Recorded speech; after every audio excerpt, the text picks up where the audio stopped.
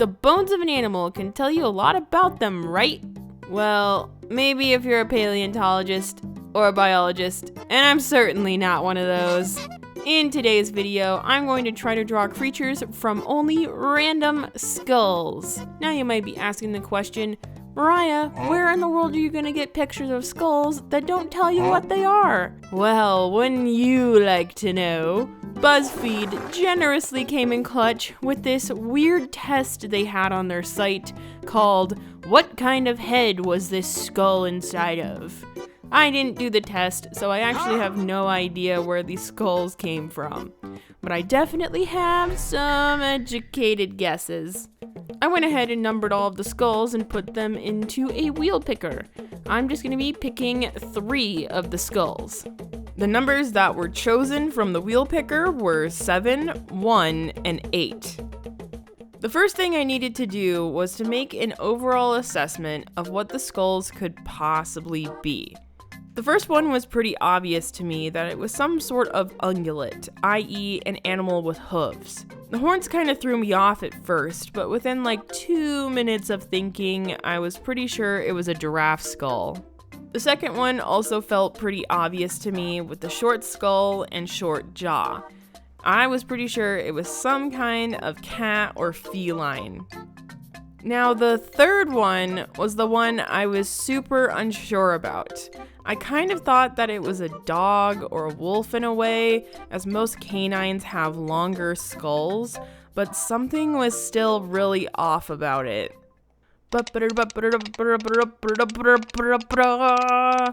Incoming is the very first skull we're going to be transforming. The first thing I decided I needed to do was to roughly sketch the skull out. That way I could better understand the overall anatomy of it and duplicate it for sketching under the actual animal ideas.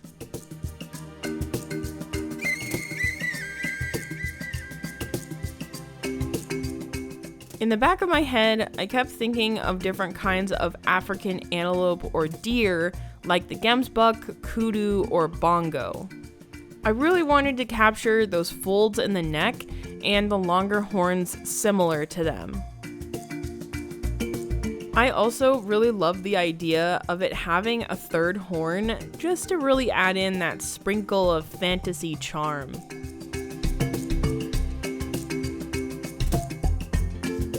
I played around with a ton of different face, ear, and mouth shapes until I decided I liked the last sketch the most.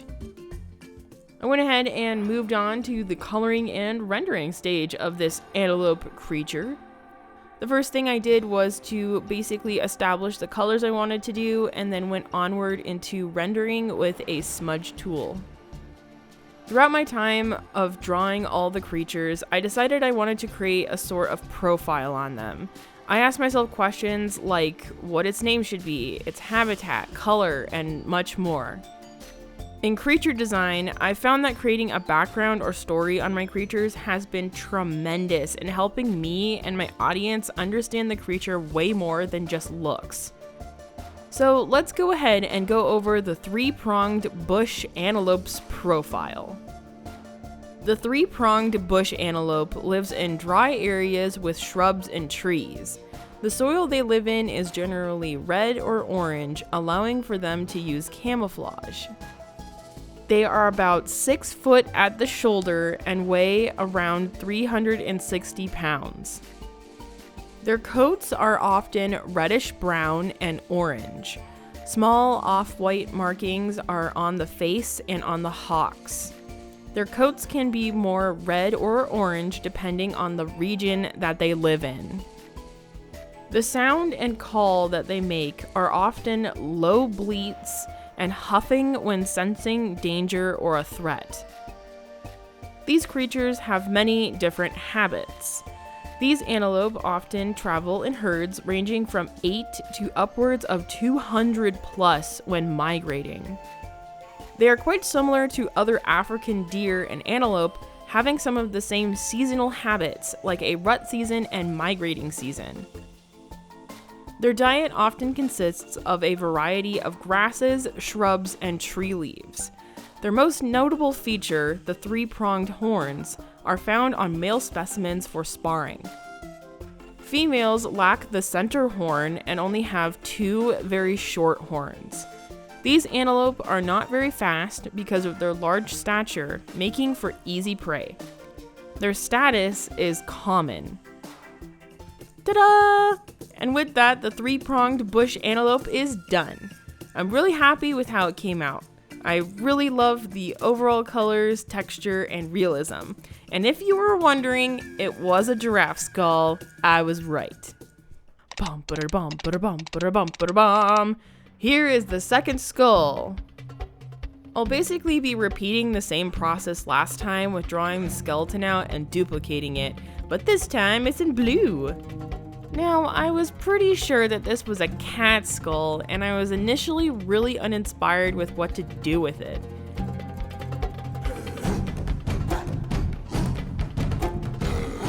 As I progressed with different ideas, I constantly found myself giving this creature an overly large mouth instead of teeth.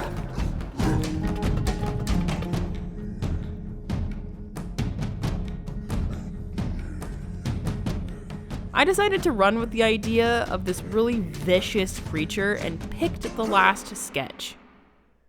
The overall vibe of this creature felt very alien-like the entire time I began rendering it. I knew immediately that I wanted this creature to be really dark and shiny. I don't really know why or where that inspiration came from, but I ran with it. And that's why I named it the Slicked Stalker.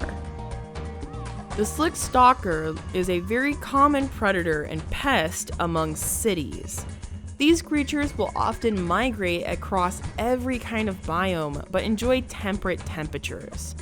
They are most commonly found on the coasts of North America. Some have been found in Asia, Europe, and Africa, but are less common. They are about 3 foot at the shoulder and weigh around 60 pounds. The Slicked Stalker has a dark bluish-gray coat with long black fur that has a dark blue sheen. It gets its name from almost looking like it's slicked in oil. They sound often very shrill with lots of growling and hissing. They have higher chuffing, kind of like tigers. These pack predator pests invade cities and towns to scavenge. They are also known to be quite mean, resulting in frequent attacks. Many cities with large populations have stalker hunters to actually get rid of them. Stalkers can often be seen in groups of 3 to 5.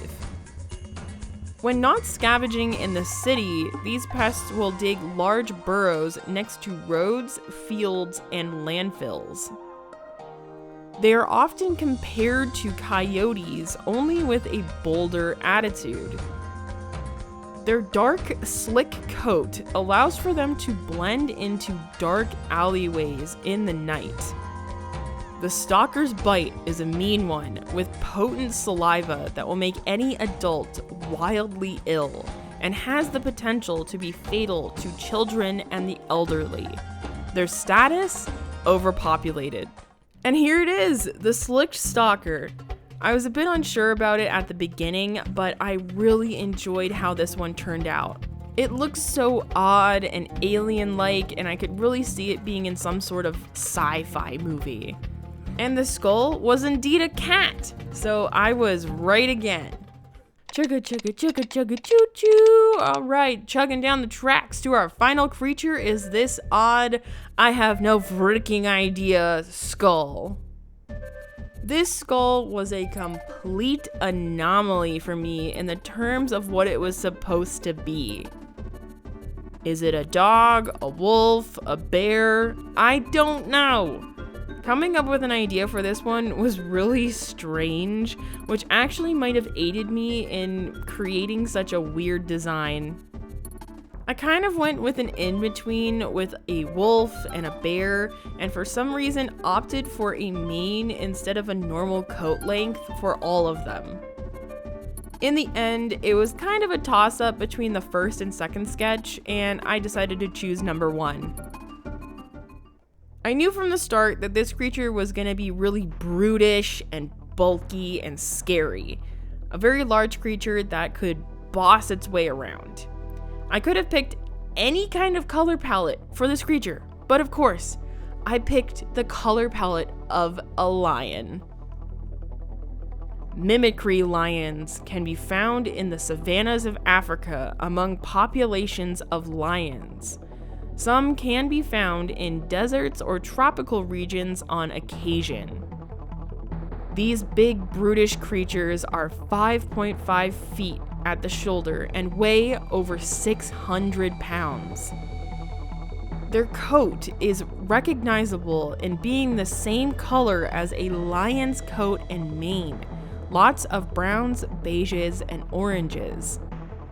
Their sound and call is often described as not being right or completely off among locals and tourists, sounding like low roars that are similar to a lion's. This lion is not truly a lion. It is in the family of its own, mostly relating to bears. These creatures will travel alone or in sibling groups to hunt and kill lions. They will often seek territory to raise their young with their mate.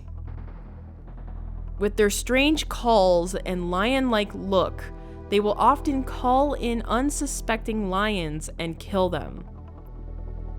After a pride of lions is killed off or the rest have fled, they will claim the territory as theirs, eating their foes as victory.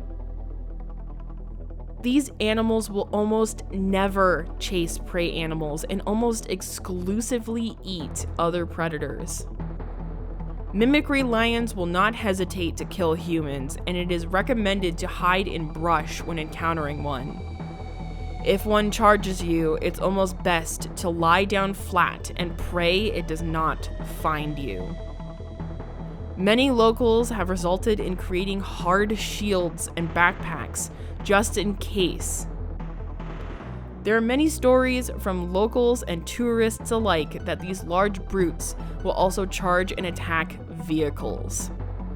Under any circumstance, it is not recommended to ever approach or come into contact with a mimicry lion. Their status?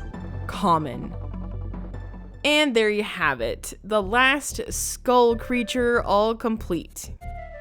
I kind of struggled with this one throughout the entire drawing, but I really do think it came out alright. After coming up with that profile, I definitely would not want to encounter one at all. And after all that guessing on what kind of skull it was a bear skull! Here are all of the original skulls that got selected and the creatures I came up with. I overall really enjoyed this challenge, and I would totally recommend that you try it as well. Which one is your favorite? Let me know in the comments. Want to keep up with my next creature or fantasy video? Make sure to subscribe. Thanks so much for watching, and I'll be seeing you in the next video. Bye-bye!